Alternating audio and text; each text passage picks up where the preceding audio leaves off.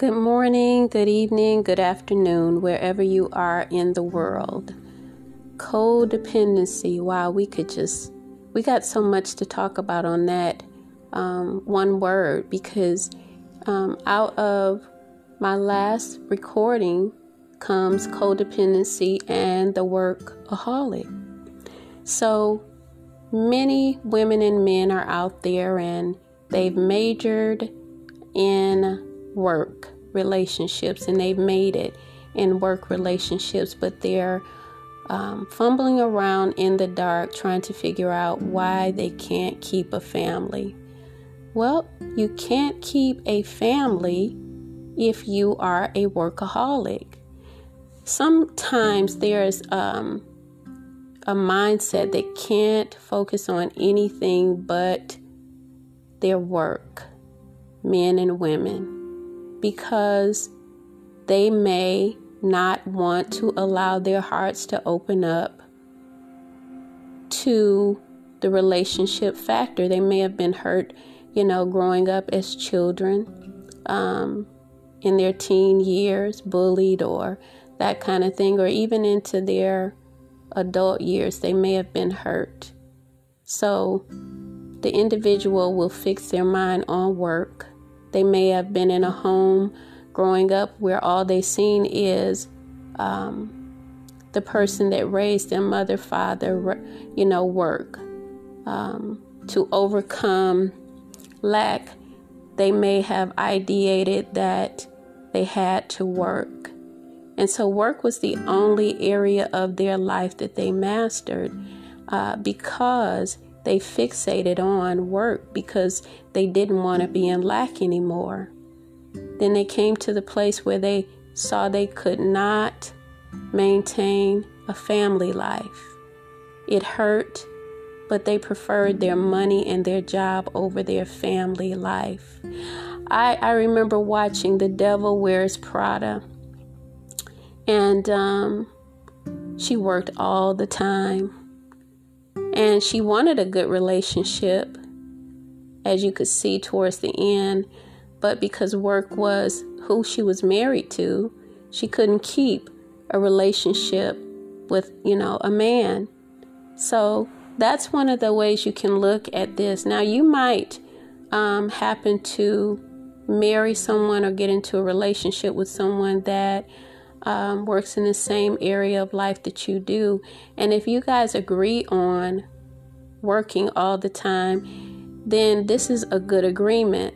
But whenever you get in a relationship with someone and you just take for granted, or you didn't know that you needed to create an agreement with that individual concerning work or whatever you're going to do in life, this is where the problems come in, because you didn't set goals together.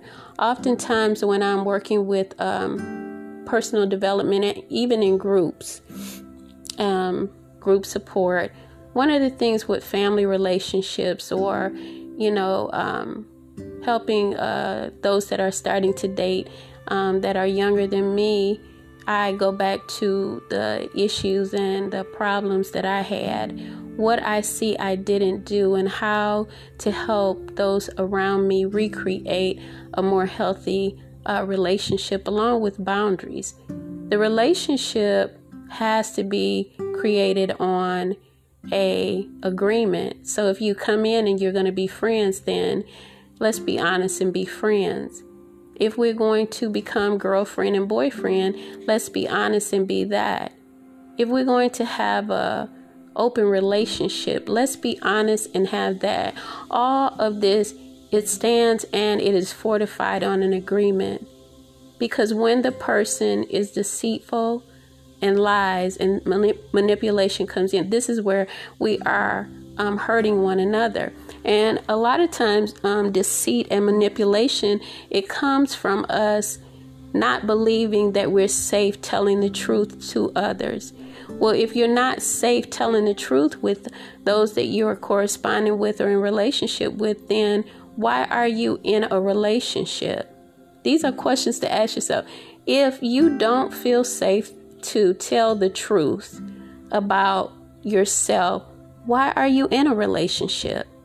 Because relationships aren't they're not built on faulty ground. They're built on solid ground. That's what it's supposed to be like. Like, of course, when we grew up, we seen so many different dynamics, but when we look at it, and if you really just take some time to think about what I'm saying, a relationship that is going to last, if that's what you want it for, is built on the agreement. So what is your agreement in your relationship? You know, what was it in the relationship? Did you have one that broke down and you don't know why? If you did, just hit me back and let me know what and where it broke down. If you want to take personal development classes with me, you're welcome to. I even have a support group that you can sign up for. I also have a book on Amazon that you can order called Dance with Your Partner, Not Their Confusion, that opens us up to these dynamics. Think about the agreement. Oftentimes there are men and women who prefer to be in open relationships. If that's what you like, then make sure that you lay it out to the individual that you're getting involved with so that they can know, and you can know whether or not you're wasting your time, because out of that one conversation, you can exit or keep the dynamics of drama out. Okay, and my email address is at ifwbuilders@gmail.com. Also, you can take a look at www.wealthyliving.org and see all of the classes that we have going on. You can also make appointments there. So you guys be blessed and give me some feedback. All right, have a good evening. Blessings.